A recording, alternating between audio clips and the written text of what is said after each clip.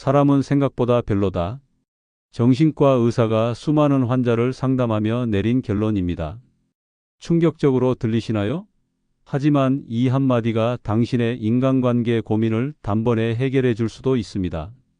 모든 사람에게 사랑받고 싶으신가요? 누군가의 말 한마디에 하루 종일 마음이 불편하신가요? 착한 사람으로 보이려고 애쓰다가 지치셨나요? 오늘 소개할 책은 정신과 의사 정우열 선생님이 쓴 힘들어도 사람한테 너무 기대지 마세요입니다. 인간관계가 힘든 진짜 이유와 그 해결법을 지금부터 함께 알아보겠습니다. 안녕하세요. 책방 삼촌입니다. 오늘 소개해 드릴 책은 정신과 의사 정우열 선생님이 쓰신 힘들어도 사람한테 너무 기대지 마세요입니다. 정우열 선생님은 실제 정신과 전문의로 수많은 환자들을 상담하면서 발견한 인간관계의 핵심 문제들을 이 책에 담았습니다. 특히 이 책은 심리학 이론을 어렵게 설명하는 게 아니라 우리가 일상에서 겪는 구체적인 고민들을 다룹니다. 직장에서 상사의 말 한마디에 하루 종일 기분이 상하거나 친구의 자랑이 왠지 불편하거나 모임에서 좋은 사람으로 보이려고 애쓰다가 집에 와서 녹초가 되는 경험 다들 있으시죠? 저자는 이런 고민의 핵심을 이렇게 짚어냅니다. 인간관계가 힘든 이유는 사실 상대방 때문이 아니라 나 자신과의 관계가 힘들기 때문이라는 겁니다. 이 책에는 페르소나, 그림자 자아, 자존감, 감정 관찰 같은 개념들이 나옵니다. 하지만 걱정하지 마세요. 어려운 심리학 용어가 아니라 우리 마음을 이해하는 유용한 도구들입니다. 오늘 이 책을 통해서 여러분께 전해드리고 싶은 핵심 메시지는 이겁니다. 완벽한 사람이 되려고 애쓰지 마세요. 모든 사람에게 사랑받으려고 하지 마세요.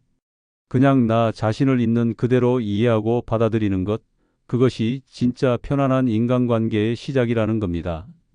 그럼 지금부터 정신과 의사가 알려주는 인간관계의 비밀 함께 들어보시겠습니다. 일부 페르소나의 함정. 완벽한 나를 연기하느라 지쳐 있나요? 여러분은 혹시 이런 경험 있으신가요? 회사에서는 완벽하게 프로페셔널한 모습을 보여야 하고, 가족 모임에서는 효자 효녀로 보여야 하고, 친구들 앞에서는 재미있고 긍정적인 사람으로 보여야 한다고 생각하는 것 말입니다. 그렇게 하루 종일 여러 역할을 완벽하게 소화하다가 집에 돌아오면 기진맥진해서 아무것도 하기 싫어지는 경험 말이죠. 정우열 선생님은 이것을 페르소나의 문제라고 설명합니다. 페르소나라는 말은 원래 고대 그리스 연극에서 배우들이 쓰던 가면을 뜻하는 말입니다. 심리학에서는 이걸 사회적 인격 혹은 외적 인격이라고 부릅니다. 쉽게 말하면 우리가 사회에서 보여주는 모습, 그러니까 우리가 쓰고 있는 가면이라는 뜻입니다. 페르소나 자체는 나쁜 게 아닙니다. 우리는 누구나 상황에 따라 다른 모습을 보입니다. 직장 상사 앞에서의 모습과 친한 친구 앞에서의 모습이 다른 건 당연한 일입니다. 이건 사회생활을 하는데 필요한 능력이에요. 그런데 문제는 뭘까요? 바로 내가 추구하는 페르소나와 나 자신의 인격을 완전히 일치시키려고 할 때 문제가 생깁니다. 내가 보여주고 싶은 모습과 진짜 내 모습 사이에 간극이 있는 건 자연스러운 일인데 이걸 100% 일치시키려고 애를 쓰는 거죠. 뭔가에 애를 쓴다는 것은 사람을 굉장히 긴장하게 만듭니다. 항상 완벽한 모습을 유지하려고 노력하다 보면 마음이 팽팽하게 긴장됩니다. 그러면 어떻게 될까요? 내 마음이 긴장으로 부풀어 올라 있으면 별거 아닌 말 한마디에도 공격적인 반응이 튀어나올 수 있습니다. 예를 들어볼까요? 회사에서 항상 침착하고 이성적인 사람으로 보이려고 애쓰는 분이 있다고 해봅시다. 그런데 회의 시간에 동료가 무심코 던진 말 한마디에 갑자기 화를 내거나 감정적으로 반응하는 겁니다. 나중에 생각해보면 별로 화낼 일도 아닌데 말이죠. 이게 바로 긴장된 마음이 만들어낸 결과입니다. 저자는 이렇게 조언합니다. 나에게도 남에게도 페르소나에 순도 100% 맞는 잣대를 들이대지 말라고요. 그것이 내 마음을 편안하게 만드는 길이라고 합니다. 그런데 여기서 더 흥미로운 이야기가 나옵니다. 바로 그림자 자아에 대한 이야기입니다. 책에 이런 사례가 나옵니다. 진아 씨라는 분이 있는데요. 이분은 미영 씨라는 동료가 너무 싫답니다. 왜냐하면 미영 씨는 틈만 나면 자기 자랑을 하거든요. 남편이 얼마나 잘 나갔는지, 아이가 얼마나 똑똑한지, 자기는 회사에서 얼마나 인정받는지 끊임없이 이야기합니다. 진아 씨는 그런 미영 씨를 볼 때마다 불쾌하고 짜증이 납니다. 그런데 정신과 의사인 저자가 진아 씨의 마음을 들여다보니 재미있는 사실을 발견합니다. 진아 씨 마음 깊숙한 곳에도 자랑하고 싶은 마음이 있다는 겁니다. 하지만 진아 씨는 그런 마음을 꾹꾹 억눌러 왔어요.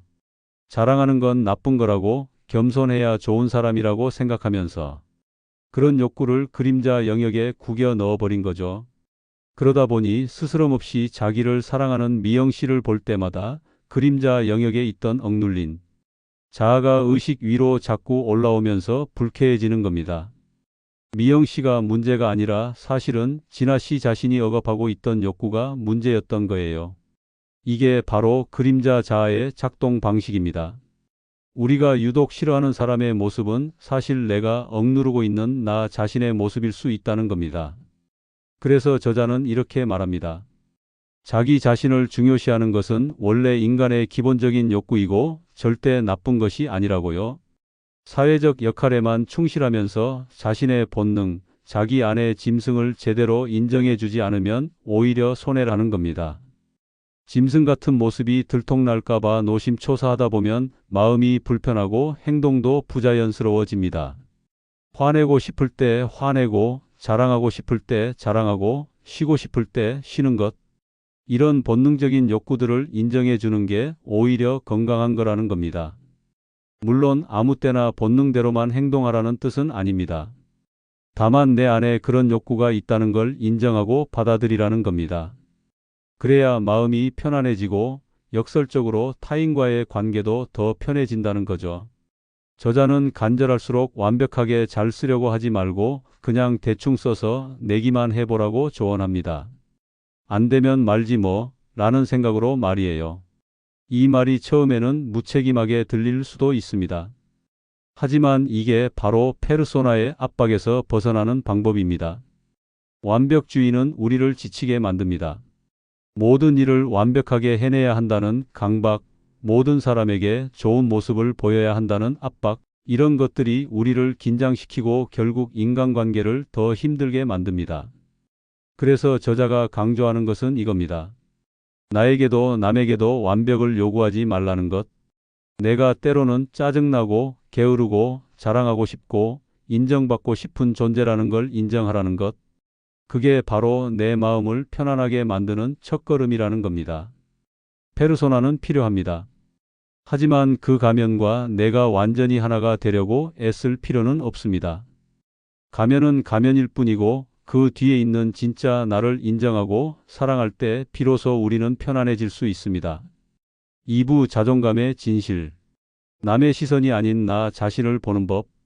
인간관계 때문에 힘들어하는 사람일수록 그 마음을 잘 살펴보면 주변에서 자신을 싫어하는 사람이 한 명도 없기를 은연중에 바라고 있는 경우가 참 많습니다. 생각해 보세요. 직장에서 모든 동료들에게 좋은 사람으로 보이고 싶고 상사한테도 인정받고 싶고 후배들한테도 좋은 선배로 기억되고 싶습니다. 친구 모임에서도 모두에게 사랑받는 사람이 되고 싶고 가족들한테도 완벽한 가족 구성원이 되고 싶어 합니다. 하지만 저자는 단호하게 말합니다. 이건 불가능한 욕심이라고요. 그리고 이 불가능한 욕심이 우리를 얼마나 힘들게 만드는지 모른다고 합니다. 모든 인간관계에서 전제 조건은 내 마음대로 되지 않는다는 걸 그냥 받아들이는 거예요. 아무리 내가 노력해도 나를 싫어하는 사람은 있을 수 있습니다. 아무리 잘해줘도 나를 오해하는 사람도 있을 수 있습니다. 이건 내 잘못이 아니에요. 그냥 인간관계의 본질이 그런 겁니다. 그런데 우리는 왜 이렇게 모든 사람에게 사랑받고 싶어 할까요? 그건 바로 자존감의 문제와 연결됩니다. 저자는 자존감에 대해 아주 중요한 이야기를 합니다. 남이 나를 어떻게 보는가와 별 상관없이 내가 나를 어떻게 보는가, 이게 자존감의 핵심 명제라고요. 많은 사람들이 자존감을 잘못 이해하고 있습니다. 다른 사람들이 나를 좋아해주고 인정해주고 칭찬해주면 자존감이 올라간다고 생각합니다. 하지만 그건 진짜 자존감이 아닙니다. 그건 타인의 평가에 기대는 불안정한 자아일 뿐입니다. 진짜 자존감은 남들이 나를 어떻게 평가하든 상관없이 내가 나 자신을 어떻게 바라보는가에서 나옵니다. 상사가 내 의견을 거절했다고 해서 내가 무능한 사람이 되는 건 아닙니다. 동료가 나를 싫어한다고 해서 내가 나쁜 사람이 되는 건 아닙니다. 책에 나오는 아주 강력한 문장이 있습니다. 당신은 내 기분을 망칠 수 없어요. 이 말을 처음 들으면 좀 이상하게 느껴질 수도 있습니다. 분명히 누군가의 말이나 행동 때문에 기분이 상하는 경우가 있잖아요. 그런데 저자는 이렇게 설명합니다. 상사가 내 제안을 거절했을 때 나는 이렇게 생각할 수 있습니다. 선생님이 거절한 것은 나의 의견이지 나라는 사람 자체가 아니야. 동료가 내 행동을 지적했을 때도 마찬가지입니다. 선생님이 지적한 것은 나의 오랜 행동 패턴이지 나라는 사람 자체가 아니야. 이게 바로 상대방과 나 자신을 분리해서 보는 능력입니다. 누군가 내 의견을 반대하는 건 내 의견에 대한 반대일 뿐이지 나라는 사람 전체를 부정하는 게 아닙니다. 누군가 내 행동을 비판하는 건 그 행동에 대한 피드백일 뿐이지 내 인격을 공격하는 게 아닙니다. 이렇게 생각할 수 있으면 정말 마음이 편해집니다. 상대방의 말에 일희일비하지 않게 됩니다. 누군가 나를 싫어한다고 해도 그럴 수도 있지 하고 받아들일 수 있게 됩니다. 그런데 이게 말처럼 쉽지는 않습니다. 왜냐하면 우리는 어릴 때부터 다른 사람의 평가에 민감하도록 훈련받아 왔거든요. 부모님께 칭찬받으려고 노력했고, 선생님께 인정받으려고 애썼고, 친구들한테 좋은 친구로 보이려고 했습니다. 그러다 보니 자연스럽게 타인의 시선이 내 자존감을 좌우하게 된 겁니다. 하지만 저자는 말합니다. 자신의 마음을 진짜 이해하게 되면 타인의 욕망과 허물, 실수에도 훨씬 더 너그러워진다고요? 이게 무슨 뜻일까요? 내가 나 자신을 있는 그대로 이해하고 받아들이면 남들도 있는 그대로 받아들일 수 있게 됩니다. 내가 완벽하지 않다는 걸 인정하면 남들도 완벽하지 않아도 된다는 걸 받아들일 수 있습니다. 내가 때로는 실수하고 감정적이 되고 이기적일 수 있다는 걸 인정하면 남들의 그런 모습도 이해할 수 있게 됩니다. 그래서 저자는 이렇게 말합니다. 인간관계가 힘들다면 대부분의 경우 그 이면에는 자기 자신과의 관계가 힘든 경우가 정말 많다는 걸 알아야 한다고요. 생각해 보세요. 자기 자신에게 너무 엄격한 사람은 남들한테도 엄격합니다. 자기 실수를 용납하지 못하는 사람은 남의 실수도 용납하지 못합니다. 자기를 끊임없이 채찍질하는 사람은 남들도 그렇게 대합니다. 반대로 자기 자신을 이해하고 너그럽게 대하는 사람은 남들한테도 그렇게 합니다. 자기 약점을 인정할 수 있는 사람은 남의 약점도 인정할 수 있습니다. 자기를 사랑하는 사람은 남도 사랑할 수 있습니다. 여기서 재미있는 역설이 하나 나옵니다. 저자는 이렇게 말합니다.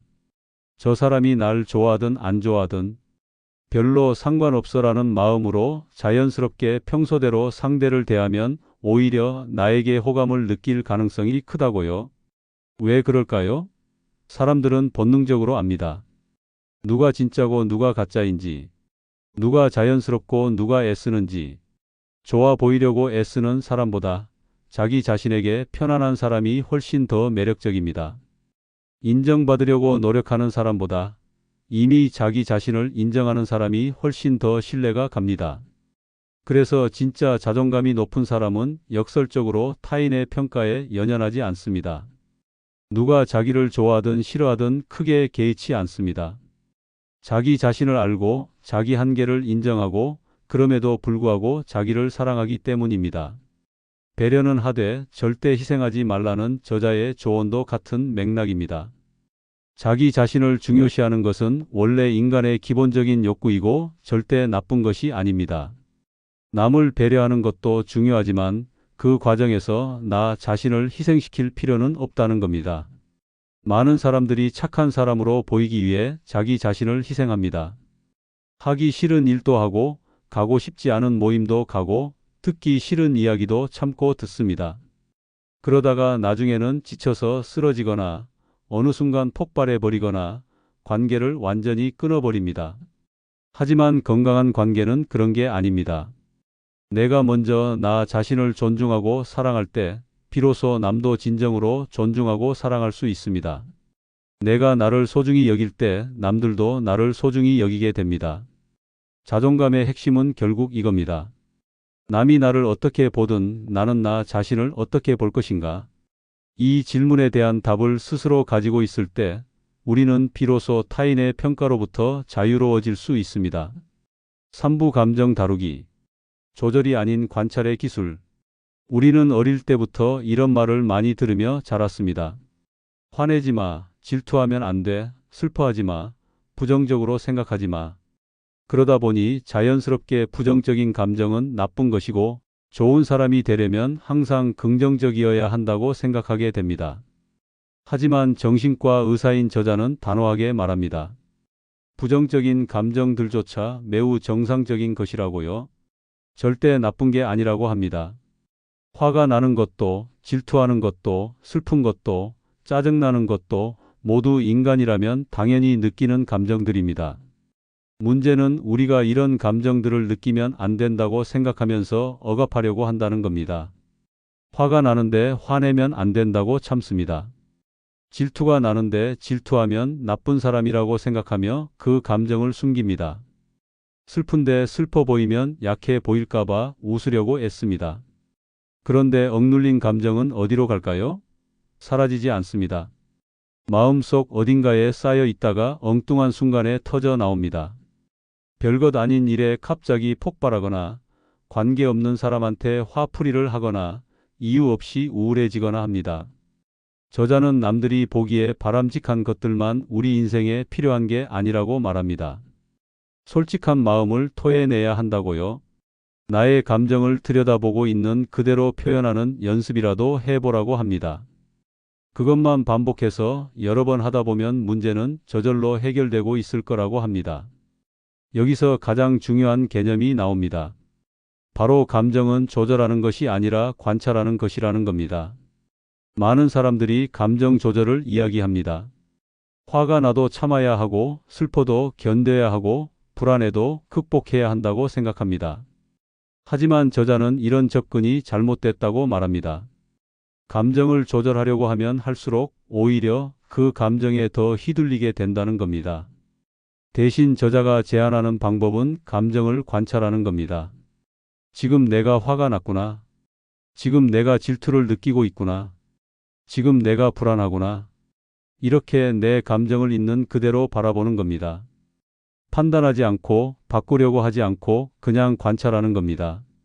예를 들어볼까요? 상사한테 혼났다고 해봅시다. 화가 납니다. 이때 우리는 보통 두 가지 반응 중 하나를 합니다. 하나는 화를 표출하는 겁니다. 상사한테 대들거나 동료한테 뒷담화를 하거나 집에 가서 가족한테 화풀이를 합니다. 다른 하나는 화를 억누르는 겁니다. 화내면 안 된다고 생각하면서 꾹 참습니다.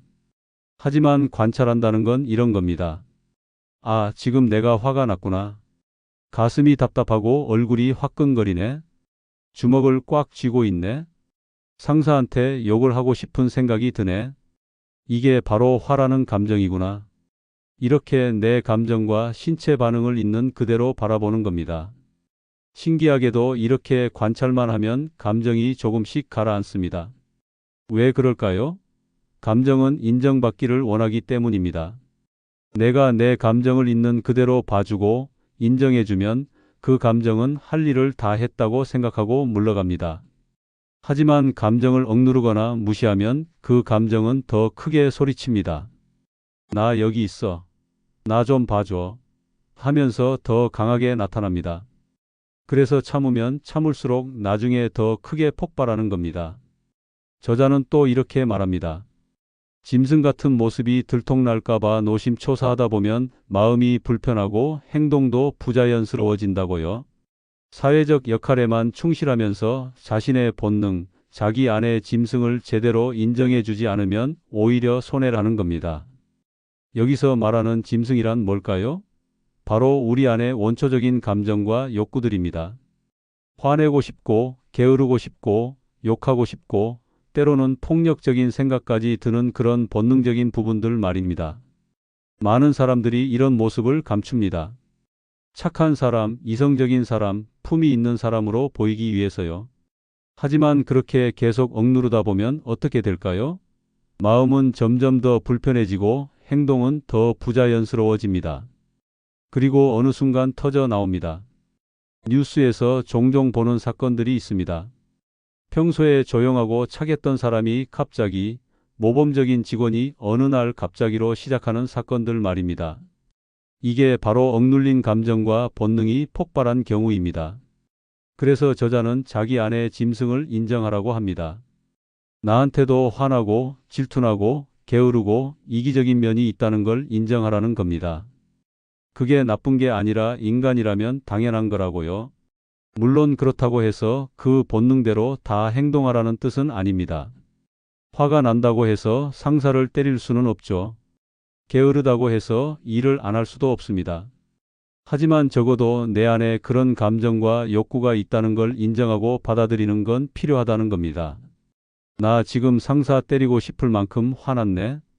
하지만 그럴 수는 없으니까 일단 화장실 가서 심호흡 좀 해야겠다. 나 지금 진짜 일하기 싫고 게으름 피우고 싶네. 하지만 오늘 마감이니까 일단 1시간만 집중해보자. 이렇게 감정은 인정하되 행동은 조절하는 겁니다. 이게 바로 감정을 관찰하는 방법입니다. 내 감정을 있는 그대로 보고 인정하고 받아들이되 그 감정에 휘둘려서 충동적으로 행동하지는 않는 것. 이게 진짜 감정을 다루는 방법입니다. 저자는 솔직한 마음을 토해내는 연습을 하라고 합니다. 물론 상사 앞에서 바로 화를 표현하라는 게 아닙니다. 혼자 있을 때라도, 일기를 쓸 때라도, 신뢰하는 친구한테라도 내 진짜 감정을 표현하는 연습을 해보라는 겁니다. 나 오늘 상사한테 너무 화났어. 진짜 욕하고 싶었어. 나 요즘 동료가 너무 질투나. 그 사람만 칭찬받으니까. 나 요즘 일하기 너무 싫어. 그냥 집에서 누워있고 싶어. 이렇게 솔직하게 표현하는 겁니다. 이렇게 감정을 표현하다 보면 신기한 일이 일어납니다. 그 감정이 조금씩 정리가 됩니다. 내가 왜 화가 났는지, 왜 질투가 나는지, 왜 불안한지 점점 명확해집니다. 그리고 그 감정의 강도도 약해집니다. 감정을 조절하려고 하지 마세요. 대신 관찰하세요. 내 감정을 있는 그대로 바라보고 인정하고 표현하세요. 그것만으로도 당신의 마음은 훨씬 더 편안해질 겁니다. 4부 건강한 관계 맺기. 배려는 하되 희생하지 마라. 이제 마지막 부분입니다. 앞에서 우리는 페르소나의 함정, 자존감의 진실, 감정 다루는 법에 대해 알아봤습니다. 그렇다면 이제 실제로 사람들과 어떻게 관계를 맺어야 할까요? 어떻게 해야 나도 편하고 상대방도 편한 관계를 만들 수 있을까요? 저자는 우선 이렇게 말합니다. 배려는 하되 절대 희생하지 말라고요. 자기 자신을 중요시하는 것은 원래 인간의 기본적인 욕구이고 절대 나쁜 것이 아니라고 합니다. 많은 사람들이 배려와 희생을 혼동합니다. 상대방을 배려한다는 명목으로 자기 자신을 희생시킵니다. 하기 싫은데도 억지로 하고 가고 싶지 않은데도 억지로 가고 듣기 싫은 말도 참고 듣습니다. 그러면서 나는 착한 사람이야. 나는 남을 배려하는 사람이야 라고 생각합니다. 하지만 이건 진짜 배려가 아닙니다. 이건 자기 희생입니다. 그리고 희생은 오래 지속되지 않습니다. 계속 희생하다 보면 언젠가는 지쳐서 쓰러지거나 분노가 쌓여서 폭발하거나 아니면 관계를 아예 끊어버리게 됩니다. 진짜 배려는 내가 먼저 나 자신을 돌보면서도 상대방을 생각하는 겁니다. 내가 할 수 있는 범위 안에서 상대방을 도와주는 겁니다. 내가 무리하지 않으면서도 상대방에게 도움이 되는 방법을 찾는 겁니다. 예를 들어볼까요? 친구가 힘들다고 밤늦게 전화를 했습니다. 하지만 나는 내일 중요한 발표가 있어서 일찍 자야 합니다. 이때 어떻게 해야 할까요? 희생하는 사람은 이렇게 합니다. 자기 일은 제쳐두고 밤새 친구 이야기를 들어줍니다. 그러다가 다음 날 발표를 망치고 스트레스를 받습니다. 그리고 나중에는 그 친구한테 은근히 원망하는 마음이 생깁니다. 배려하는 사람은 이렇게 합니다. 미안한데 나 내일 중요한 발표가 있어서 오늘은 일찍 자야 해. 대신 내일 저녁에 만나서 천천히 이야기 들어줄게. 그때까지 견딜 수 있겠어? 이렇게 자기 상황을 솔직하게 말하면서도 친구를 도울 방법을 찾는 겁니다. 이게 바로 배려와 희생의 차이입니다. 배려는 나와 상대방 둘 다를 생각하는 거고, 희생은 상대방만 생각하고 나를 버리는 겁니다. 그리고 역설적이게도 희생은 장기적으로 관계를 망칩니다. 이제 사람들의 이야기를 들어주는 방법에 대해 알아보겠습니다. 저자는 액티브 리스닝이라는 개념을 소개합니다. 이 챕터에는 액티브 리스닝이라는 영어 표현이 나오는데요. 우리말로는 적극적 경청이라고 합니다. 액티브 리스닝은 단순히 상대방의 말을 듣는 게 아닙니다. 계속 듣다가 아, 그렇구나. 내가 하는 말은 이렇다는 말이지. 정말 그렇겠다라고 말해주는 겁니다. 상대방이 한 말을 내 언어로 다시 정리해서 들려주는 거죠. 예를 들어 친구가 이렇게 말합니다. 요즘 회사에서 너무 힘들어. 상사는 계속 일만 시키고 동료들은 도와주지도 않고 나만 바보같이 일하는 것 같아. 이때 우리는 보통 이렇게 반응합니다. 에이, 다 그렇게 일하는 거야. 좀 참아. 아니면 그럼 이직하면 되잖아. 이런 식으로 조언을 하거나 위로를 합니다. 하지만 액티브 리스닝은 다릅니다. 아, 내가 지금 회사에서 일을 혼자만 떠안고 있다는 느낌이 드는구나. 상사한테는 인정받지 못하고 동료들한테는 도움받지 못해서 외롭고 억울한 거구나. 이렇게 상대방의 감정을 정리해서 들려주는 겁니다. 그러면 상대방은 맞아, 바로 그거야. 내가 하고 싶었던 말이 바로 그거야 라고 반응합니다. 그리고 조금씩 객관화가 됩니다. 자기가 느끼는 감정을 다른 사람의 입을 통해 들으니까 조금 더 냉정하게 바라볼 수 있게 되는 겁니다. 그래서 액티브 리스닝은 단순히 공감해주는 행위가 아니라 스스로 자신을 객관적으로 바라볼 수 있는 기회를 제공해 주기도 합니다. 여기서 중요한 점이 하나 더 있습니다. 바로 상대방의 문제점을 직구로 말하지 말라는 겁니다. 직구는 아무리 옳은 말일지라도 그 사람의 문제를 해결해 주지 못한다고 저자는 말합니다. 너는 왜 맨날 그 모양이야? 그러니까 내가 문제지. 내가 좀만 노력하면 되는데. 왜 그걸 못해? 이런 직구들은 아무리 사실일지라도 상대방에게 도움이 되지 않습니다. 머리로는 이해를 하더라도 감정이 다치기 때문에 심리적으로 방어를 하는 경우가 부지기수라고 합니다. 사람들은 자기가 잘못했다는 걸 사실 이미 알고 있는 경우가 많습니다. 다만 인정하기 싫거나 바꾸기 힘들거나 어떻게 해야 할지 모를 뿐입니다. 이런 상황에서 직구를 날리면 상대방은 더 움츠러들거나 화를 냅니다. 대신 먼저 상대방의 이야기를 끝까지 들어주세요. 판단하지 말고 조언하려고 하지 말고 그냥 들어주세요. 그리고 상대방의 감정을 정리해서 들려주세요. 그렇게 충분히 들어주고 나면 상대방이 스스로 깨닫게 됩니다. 또 하나 중요한 점은 간절할수록 완벽하게 잘 쓰려고 하지 말고 그냥 대충 써서 내기만 해보라는 저자의 조언입니다. 안 되면 말지 뭐 라는 생각으로 말이에요. 이게 인간관계에서도 똑같이 적용됩니다. 완벽한 친구가 되려고 하지 마세요. 완벽한 동료가 되려고 하지 마세요. 완벽한 가족 구성원이 되려고 하지 마세요. 그냥 있는 그대로의 나로 관계를 맺으세요. 물론 실수도 하고 서툴기도 하고 때로는 상대방을 실망시킬 수도 있습니다. 하지만 그게 인간입니다. 완벽한 사람은 없습니다. 그리고 완벽한 관계도 없습니다. 안 되면 말지 뭐 라는 마인드는 무책임하게 들릴 수도 있습니다. 하지만 이건 사실 굉장히 건강한 태도입니다. 모든 관계가 다 잘 될 필요는 없습니다. 어떤 사람과는 잘 맞고 어떤 사람과는 안 맞을 수 있습니다. 그게 자연스러운 겁니다. 억지로 관계를 유지하려고 애쓰지 마세요. 상대방이 나를 싫어한다면 그럴 수도 있습니다. 내가 누군가와 잘 안 맞는다면 거리를 두는 것도 괜찮습니다. 모든 사람과 친해질 필요는 없습니다. 대신 나와 잘 맞는 사람들, 나를 있는 그대로 받아들여주는 사람들과 깊은 관계를 맺으세요.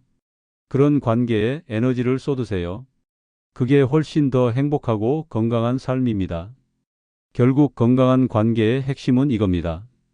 나를 먼저 사랑하고, 나를 먼저 돌보고, 나를 먼저 이해하는 것. 그래야 남도 진정으로 사랑하고, 돌보고, 이해할 수 있습니다. 배려는 하되 희생하지 마세요. 경청은 하되 나를 잃지 마세요.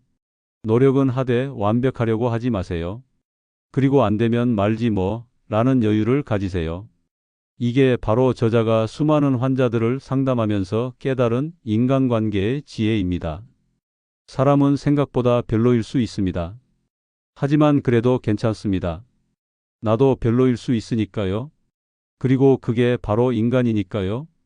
지금까지 정신과 의사 정우열 선생님이 힘들어도 사람한테 너무 기대지 마세요의 내용을 설명드렸습니다.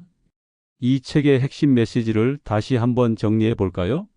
첫째, 완벽한 페르소나를 유지하려고 애쓰지 마세요.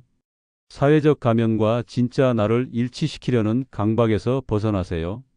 내 안의 그림자도 인정하고 받아들이세요. 둘째, 진짜 자존감은 남이 나를 어떻게 보는가가 아니라 내가 나를 어떻게 보는가에서 나옵니다. 모든 사람에게 사랑받으려는 욕심을 내려놓으세요. 셋째, 감정은 조절하는 게 아니라 관찰하는 겁니다. 부정적인 감정도 정상입니다. 있는 그대로 바라보고 인정하세요. 넷째, 배려는 하되 희생하지 마세요. 액티브 리스닝으로 상대방의 이야기를 들어주되 직구보다는 공감이 먼저입니다. 결국 이 모든 이야기의 핵심은 하나입니다. 인간관계가 힘든 진짜 이유는 상대방이 아니라 나 자신과의 관계가 힘들기 때문이라는 것. 나를 먼저 이해하고 사랑할 때 비로소 타인과도 편안한 관계를 맺을 수 있다는 것입니다. 오늘부터 한 가지만 실천해 보세요. 내 감정을 있는 그대로 바라보는 연습, 나를 있는 그대로 인정하는 연습. 그것만으로도 당신의 인간관계는 조금씩 편안해질 겁니다. 사람은 생각보다 별로일 수 있습니다. 하지만 그래도 괜찮습니다. 완벽하지 않아도 괜찮습니다. 안 되면 말지 뭐, 라는 여유를 가지세요. 여기까지 책방 삼촌이었습니다. 오늘도 좋은 하루 보내세요. 오늘 이야기한 책이 마음에 드셨나요? 힘들어도 사람한테 너무 기대지 마세요. 책 정보와 구매할 수 있는 링크를 아래에 달아두었습니다. 관심 있으신 분들은 한번 살펴보시면 좋을 것 같습니다. 오늘 이야기가 도움이 되셨다면 구독 버튼, 좋아요 버튼 한 번씩 눌러주세요. 그리고 알림 설정, 작은 종 모양도 눌러주시면 새 영상 나올 때 바로 알려드리겠습니다. 감사합니다. 건강하세요.